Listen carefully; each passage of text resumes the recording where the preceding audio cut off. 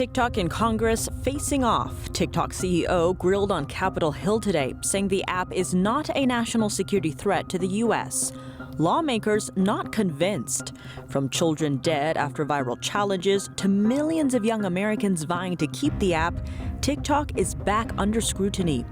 To ban or not to ban is still the question. As user data concerns rise, TikTok offering a new solution, Project Texas. But will that really safeguard U.S. data? What do you think? Let us know below and subscribe if you haven't already.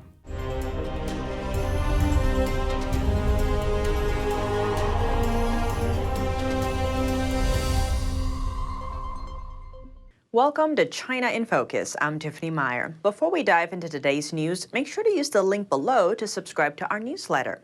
Each week, we'll round up the highlights and controversies happening around China and the world and share an exclusive behind-the-scenes snapshot with our readers. Keep an eye out. The newsletter will land in your inbox Friday morning. Data harvesting. While that's the norm for social media apps, concerns are rising around TikTok and whether China has access to it. TikTok CEO grilled on Capitol Hill Thursday, telling lawmakers the app is not a national security threat. The U.S. is considering a ban on the app. That's over fears China might use it for spying, noting TikTok's Chinese parent company, ByteDance. We do not trust TikTok will ever embrace American values.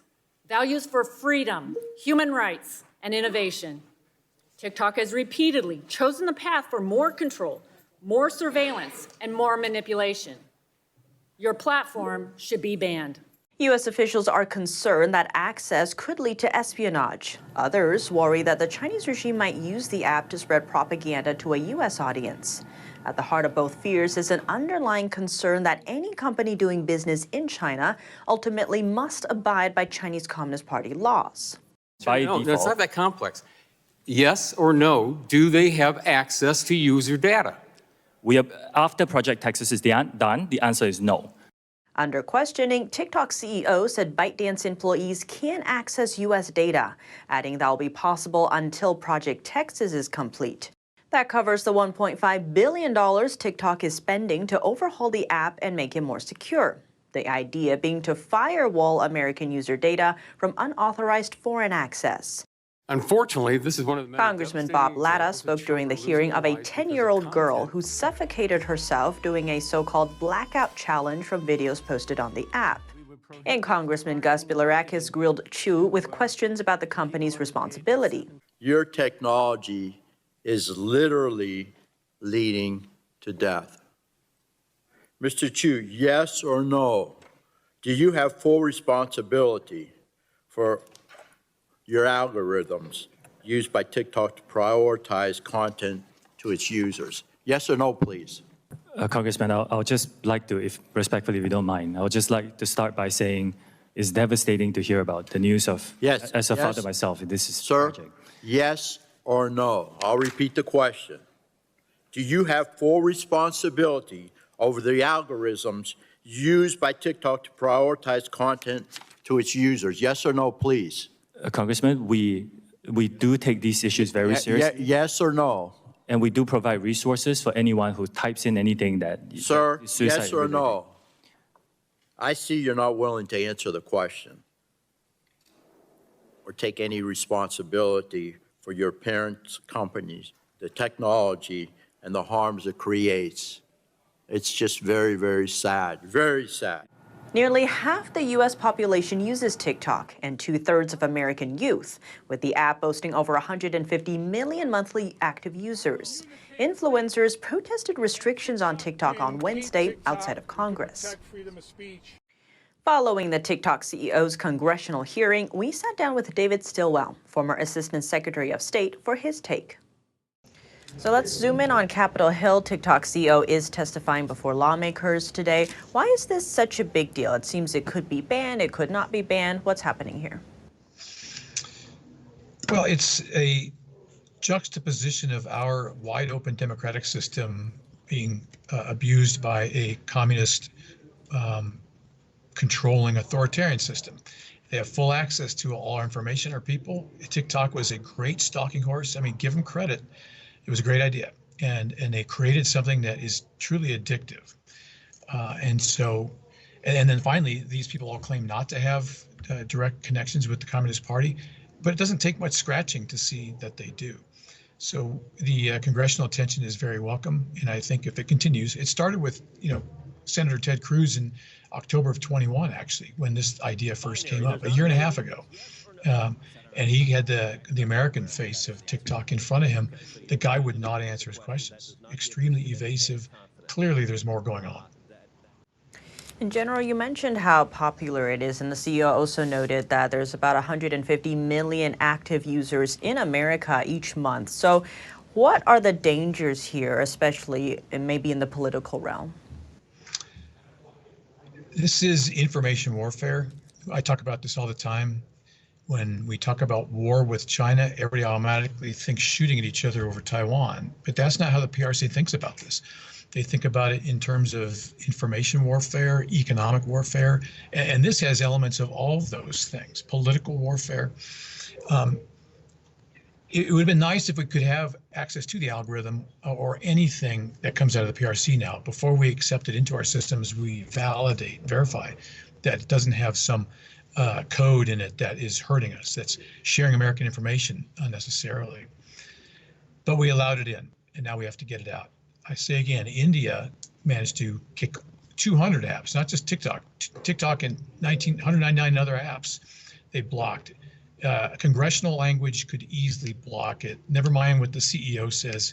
All we have to do is pass a law that defends our information space from the PRC. And on that note, the TikTok CEO is doubling down today on Capitol Hill. He's saying this is not a national security threat. What's your take on this? How believable is this? For 40 years, we believed everything the PRC said. We took it at face value. We wanted to believe that they were being square, upright, forthright, honest. I think the pandemic went a long way to making us second guess that. No human transmission. Of course there was. Of course it was out of control, and the PRC made sure that the rest of the world got sick so it didn't suffer by itself. That in itself should have made Americans, and especially our government, question anything that comes out of the CCP. This is what Pompeo said in California: distrust and then verify. This is how the system works in the PRC. If you're not cheating, you're not trying. There's no penalties for lying, et cetera, et cetera. It's a massive cultural difference between a trust-based society and a society that has no trust. We have to actually distrust. Businessmen in China are treading lightly around the Chinese Communist Party. Recently, TikTok parent company ByteDance came under scrutiny for its loyalty to the CCP. But in an interview with the New York Times, TikTok CEO said his program has not disclosed any information to China. No foreign government has asked us for U.S. user data before. Really, they haven't. And if they did, we would say no. But what happens if a Chinese tycoon says no to Beijing? Jack Ma was said to be one of the richest men in China. The business magnate is known for his technology conglomerate Alibaba. But all that glory went down the drain after a controversial speech. In front of a group of prominent figures, he pointed a finger at the Chinese financial system. There is no risk in China's financial system because there is no system. What our nation lacks is the risk in a healthy financial system. We need to establish a healthy financial system. In 2020, Ma faced an antitrust investigation from Chinese regulators, losing $12 billion over the course of a few months. Ma mysteriously went missing later that year, and following his later resurface, he now keeps a low public profile. Likewise, Chinese business tycoon Ren Zhiqiang was known for his sharp criticism of the CCP. In today's China, our only social responsibility is to have all of you guys stand up and tear down this wall in front of us. Then we establish a social democratic system. Ren was sentenced to 18 years in jail in 2020. The Beijing-controlled court charged him for corruption. But just prior, he had written an essay criticizing the CCP's handling of the COVID-19 pandemic. In it, Ren targeted Xi Jinping, calling him, quote, a clown who stripped naked and insisted on continuing being emperor. He was investigated for what Beijing called suspected serious disciplinary violations. With TikTok, AI chatbots, and microchips making headlines, we'd like to dive deeper into exactly what Beijing's big data hunt is, what its artificial intelligence ambitions look like, and why they matter for the West. Let's zoom in. China has vowed to become the world leader in AI development by 2030 and is pouring huge investment dollars into its development, just like Washington. But funding is only half the battle. Money hires top talent and buys cutting-edge computers, while data is needed to teach this AI. Large troves of data pulled from China's automated mass surveillance systems, Chinese companies, and other countries, sometimes illicitly. The first mention of China's big data strategy appeared in a 2014 Communist Party report. The next year, Beijing published its first planning guideline on how to collect it, calling for databases on population, companies, natural resources, tourism, education, and even medical. In 2016, Beijing launched a 5-year plan to implement the national big data strategy. But does data become a weapon? An article by Brookings TechStream describes one scenario: personal information, location data, and facial recognition. Those details define who a person is and could be used to identify key persons like U.S. service members or government officials. From there, those who might be susceptible to influence or recruiting by China could be singled out and weaponized. To combat that future, experts say keeping a lead in the AI tech race should be a top priority. Next up is the need to push for strong privacy protections that limit U.S. user data collection. After that, analysts say lawmakers should treat U.S. data like a national security asset and block Beijing from getting it. Beyond that, they call for more domestic tech regulation and to give other nations an alternative to making deals with China that could open them up to data harvesting. All of that to deny China resources to educate its AI.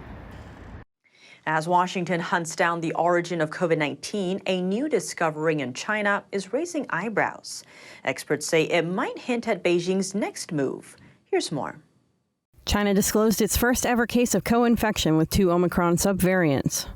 China's CDC Weekly published the report last Friday. It cites a sample collected at a hospital in the western metropolis of Chongqing. In mid-February, researchers confirmed the patient was infected with 2 mutated strains of Omicron at the same time, one of them causing more than 90% of virus cases in Chongqing. Though infrequent, co-infections do occur among COVID-19 patients. Scientists often pay more attention to those cases to see whether they'll develop recombinations that may spawn new pathogenic viruses.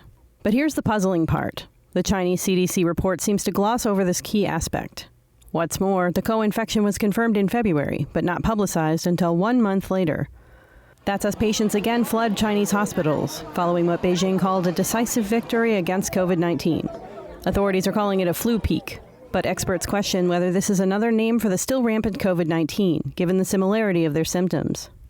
If you look at the data from all over the world, no country is showing that influenza A in this 2022 to 2023 season have any unusual pathogenicities and leading to much more severe symptoms. We didn't see any report from any other countries. So why China seeing so many people even showing white lungs in March, and the government claim it was due to the influenza A. So it's really questionable. The white lungs phenomenon happens when liquid sits in the lungs, making the organ appear white on CT scans. It's rare among flu patients, but relatively common among the COVID-19 patients of China's most recent infection wave. Lin said that he suspects with this report, Beijing may be trying to shift blame from its mishandling of the outbreak onto the sophistication of the virus itself. And there are so many different strains of COVID still circulating in China, and the Chinese government is focusing on covering up the data instead of helping people to get better treatment for the COVID. And so if you do poorly on the prevention and the virus still spreading, maybe you are incubating more problematic virus. Lin added that China's economy cannot afford another round of the country's strict zero COVID-19 policy, which largely functioned by putting entire cities under lockdown.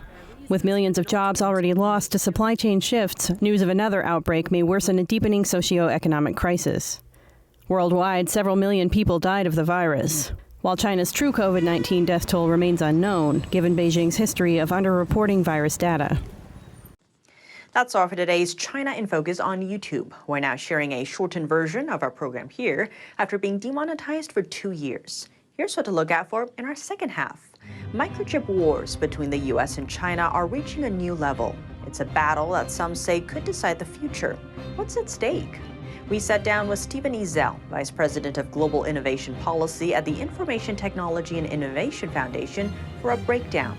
The full episode is available on our partner platform, Epoch TV. To sign up, click the link down below. Thanks for watching China in Focus. I'm Tiffany Meyer. See you tomorrow.